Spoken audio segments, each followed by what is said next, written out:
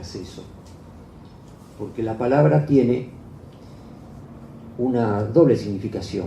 La palabra dice algo, pero al mismo tiempo calla algo, y en ese decir y callar va surgiendo la poesía. Es como en la música, que está hecha de sonidos y silencios. Sin silencios no habría música, que es lo que por antonomasia llamamos el sonido elaborado. O sea, está en esa contradicción, quizás un oxímoron, bueno, que hace que, no sé, como es una dialéctica poética, digamos, que va hacia adelante, como vos explicaste recién, y estamos luchando siempre con la palabra. Bueno, la palabra es lo que tenemos, pero evidentemente yo por lo menos siento que no llego al final, ¿no? Como decía Paul Valéry, el poema no se termina, sino que se abandona. Y es así, y bueno, no hay que por eso ponerse triste. Así son las reglas del juego, de este juego poético. Yo por ahí, es una lucha también, a su modo. Yo elegí, seguramente, con palabras pocas, con pocas palabras, no tener enfrente a tantos enemigos, porque llega un momento que uno escribe y la palabra es amiga y enemiga también. A ver, está luchando contra el adjetivo molesto, contra la palabra rimbombante, entonces uno va podando y al final se queda con pocos, se queda con pocos enemigos, digamos, pero al mismo tiempo son los más fuertes, ¿sí? Y uno se queda desnudo porque no tiene dónde agarrarse y meterse en la convencionalidad del texto, en la metáfora que uno ya sabe cómo va a terminar, en los labios rojos y dientes de rubí, etcétera, o dientes de rubí, ¿no? Pero bueno, y además, como decía Cortázar, todo libro es un libro y su lector. Entonces, bueno, correrá por cuenta del que lo lea, que sería completa el texto, qué es lo que le suscita, ¿no? No sé si te he contestado algunas cosas.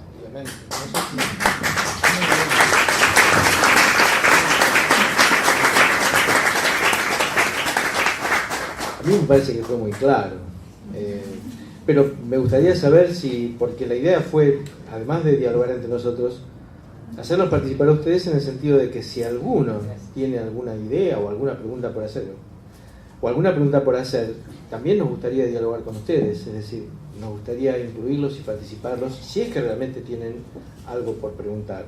Y si no, continuará él con sus poemas que dicen mucho.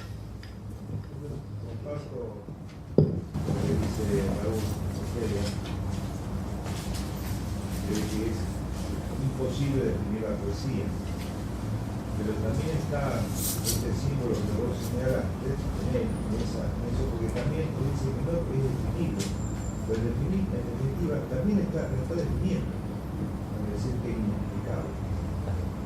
Esto me parece muy interesante. Sí, es una forma de definirlo y de dejarlo abierto.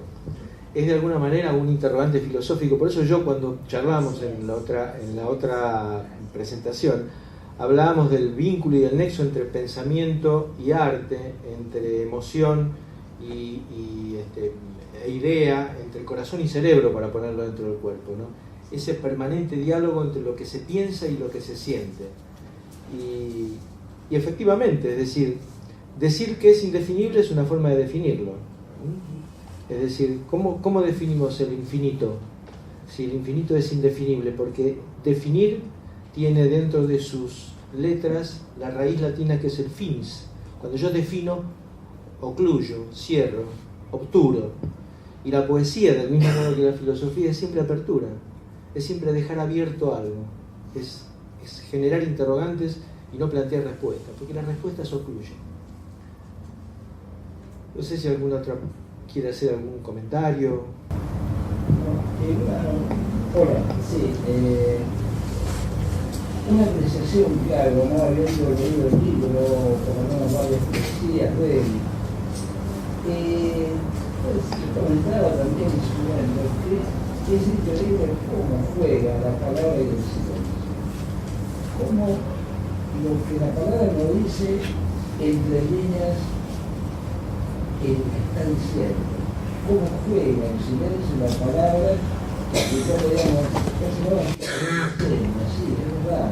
Es decir, entre ese ida y vuelta de silencios y palabras que realmente se van, digamos, se unen, se acercan, se alejan, crean otro sentido que muchas veces en la poesía ya no son imágenes solamente, sino que el mismo lector, en mi caso particular, quizás un literario medio, uno lo percibe como una experiencia. Por ejemplo, la poesía sobre los trenes o la poesía sobre el mar. Es increíble. Y la poesía, realmente, yo lo tomo como un verdadero ejemplo en cuerpo a cuerpo, palabra en el cuerpo, el cuerpo de las palabras. Realmente es un solo término que tiene la posibilidad de ubicarse en distintos lugares y totalmente cambiar el significado. Esa era la posición de los días. Sí, y es muy pertinente. Es decir, a mí me parece que lo que se está planteando acá es la necesidad de un lector capaz de reponer significados.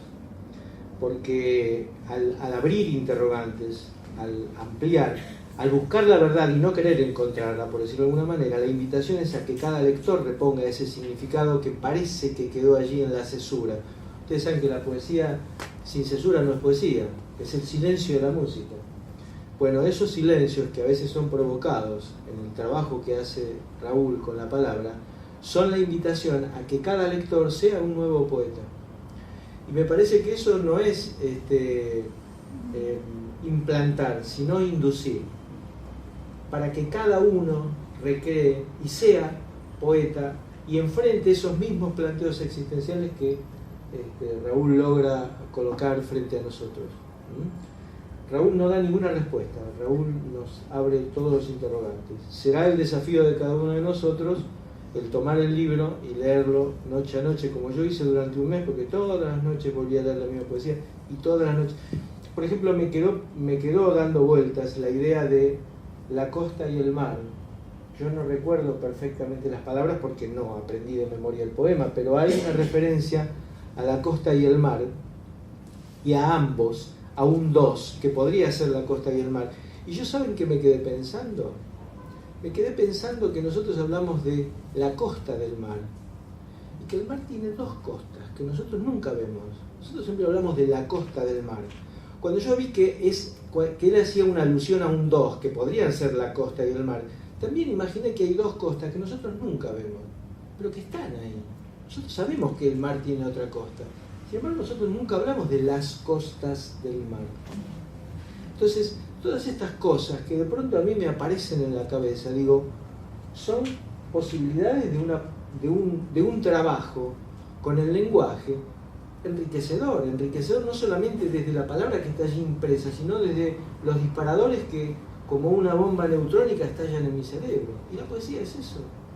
Es la posibilidad de que el otro tome esto que yo te doy y lo reelabore y lo convierta en algo que es mío propio. Es decir, el apropiarse de la poesía. Yo creo que Raúl nos permite apropiarnos de su poesía. Sí, pero además de eso, además de que no seguimos en vivo de acá, cada uno de nosotros va a terminar constituyéndose un poeta. Tal cual. Yo creo que si seguimos hablando y nos vamos. Con lo cual a mí me gustaría que ahora cerrara él con la lectura o lo que él decida y después, bueno, juntarnos un poco para cambiar impresiones. Bueno, muchas gracias.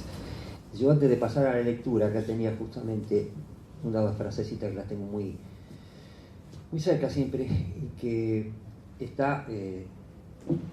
me refleja a través de unos escritores y poetas que yo suscribo lo que acá dice. Por ejemplo, está el poeta Wallace Stevens, que es un poeta norteamericano fallecido en 1955, quizá no muy conocido, pero yo creo que es bueno,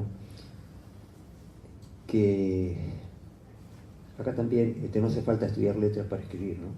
Este hombre fue abogado y toda su vida trabajó como en una empresa de seguros, pero es un gran poeta. Y decía así: la poesía es una búsqueda de lo inexplicable. La ignorancia es una de las fuentes de la poesía. Con lo cual yo estoy de acuerdo, ¿no? Y otra cosa, que acá se une algo, una cita no muy conocida, de un tal Albert Einstein, Ciencia y Arte, ¿no?, que decía: hay un solo camino de salvación y comunicación con todos, la poesía. Bueno, la poesía lo puede todo. Yo agradezco la participación de los asistentes en este diálogo, que yo me he sentido muy cómodo y creo que ha sido muy favorable para todos, por el clima que se ha ido creando acá, gracias a todo lo que acá viene ocurriendo, desde la presentación de Diana, que vuelvo a agradecerle, las palabras generosas de Osvaldo Pérez Echegaray y la música de mi amigo Marcos Rufo y todos ustedes. Así que vamos a entrar en la parte final, que es la lectura de algunos poemas del libro. Si podés trabajar vos.